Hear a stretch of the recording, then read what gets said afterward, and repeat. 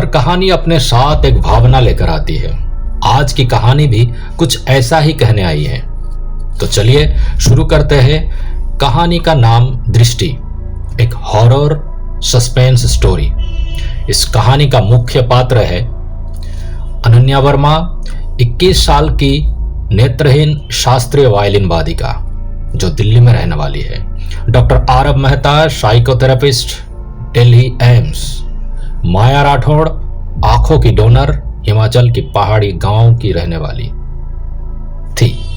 कमला देवी, माया की मां, गांव के लोग जो डर और अंधविश्वास से भरे। अनन्या वर्मा, एक ऐसा नाम जिसने 5 साल की उम्र से कभी दुनिया नहीं देखी। दिल्ली की तंग गलियों में पली अनन्या की दुनिया आवाज से बनी थी, स्पर्श से पहचानी जाती थी और संगीत से जिंदा थी। वायलिन उसकी आंखें थी। जब वो बजाती थी लोग रो पड़ते थे, लेकिन दिल के किसी कोने में एक सवाल हर रात उसे कचोटती थी। काश एक बार मैं भी देख पाती। फिर एक दिन डॉक्टर ने कहा, अनन्या, तुम्हारे लिए आई ट्रांसप्लांट का ऑप्शन है, क्या तुम करोगी? डोनर की पहचान, नाम माया राठौड़, हिमाचल की रहने वाली थी, मौत अज्ञात परिस्थितियों में। अनन्या ने यह सुनकर हां कर दी, लेकिन उसे नहीं पता था वो सिर्फ आंखें नहीं ले रही थी, किसी और की नियति भी ले रही थी। और फिर ऑपरेशन के बाद पहली बार अनन्या ने रोशनी देखी।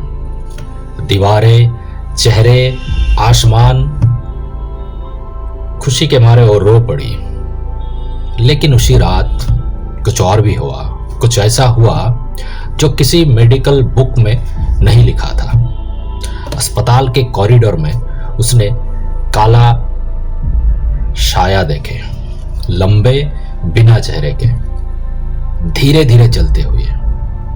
एक साया एक मरीज के कमरे में गया। सुबह वही मरीज मरा हुआ मिला। क्या यह संयोग था? नहीं, क्योंकि अगले दिन फिर वही हुआ,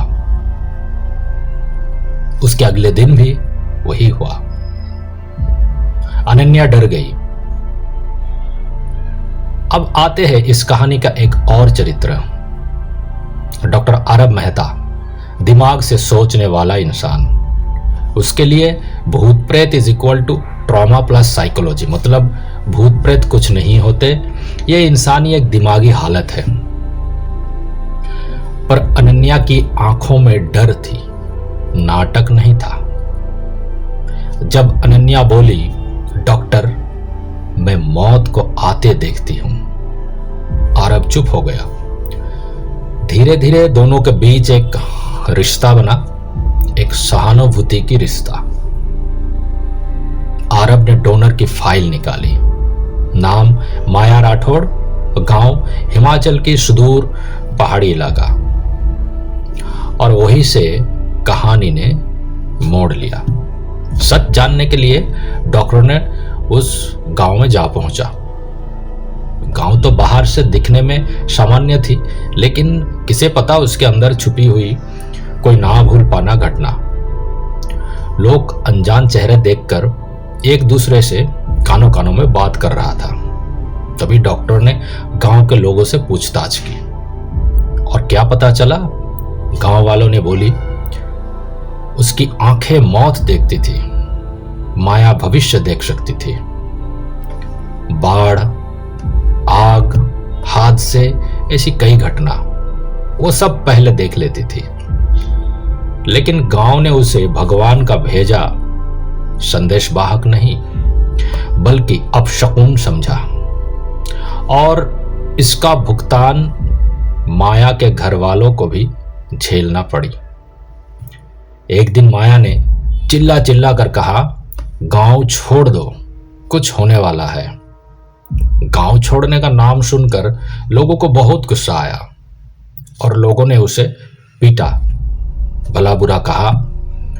उसके घर वालों को भी बहुत बातें सुननी पड़ी। उसकी माँ ने तो इतना कह दी कि तूने जन्म ही क्यों लिया है, इससे अच्छा है तू मर जा। उस रात माया दुख के मारे जंगलों में चली गई। और जब हादसा सच में हुआ, यानी कि उस रात भयानक बाढ़ में पूरा गांव तहस नहस हो गई, बहुत लोग मारे गए, लेकिन माया का घर बच गया। इस हादसा से माया टूट गई। उस रात उसने फांसी लगा ली। माया की आत्मा अब अनन्या की आंखों में थी। एक रात माया ने अनन्या के शरीर पर कब्जा कर लिया। वही फांसी, वही दर्द। लेकिन तभी माया की मां कमला देवी ने अनन्या को बचा लिया, जिनको डॉक्टर आरब ने गांव से लेके आए थे। रोते हुए बोली, मुझे माफ कर दे बेटी, मैं तुझे समझ नहीं पाई। तू श्राप नहीं, तू तो भगवान का दिया हुआ सबसे अच्छी वरदान थी। हो सके तो मुझे माफ कर दे मेरी बच्ची। और उसी पल हवा भारी हो गई। अपनी मां की ये दर्द देखकर माया मानो अपने आप में नहीं रही। माया की आत्मा मुक्त हो गई। अनन्या बेहोश हो गई। अनन्या को अस्पताल से छुट्टी मिली और अपने परिवार के साथ बस पकड़कर घर के लिए रवाना हुई।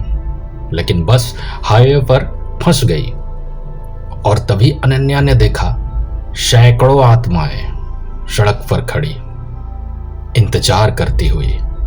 वो चिल्लाई, सब बस छोड़ दो। लोग हंसे। असलियत, एक गैस टैंकर पलट चुका था, एक चिंगारी, और फिर धमाका। इस हादसों में अनन्या तो बच गई, लेकिन कांच के टुकड़ों से अनन्या फिर अंधी हो गई।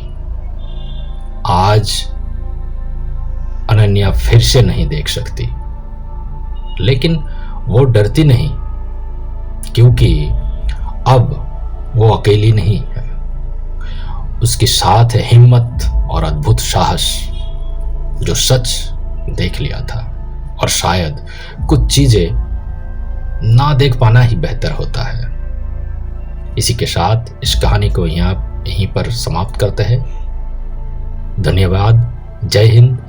अगर स्टोरी अच्छा लगे तो लाइक, शेयर एंड सब्सक्राइब जरूर कीजिएगा। भूल चूक माफ। धन्यवाद। जय हिंद।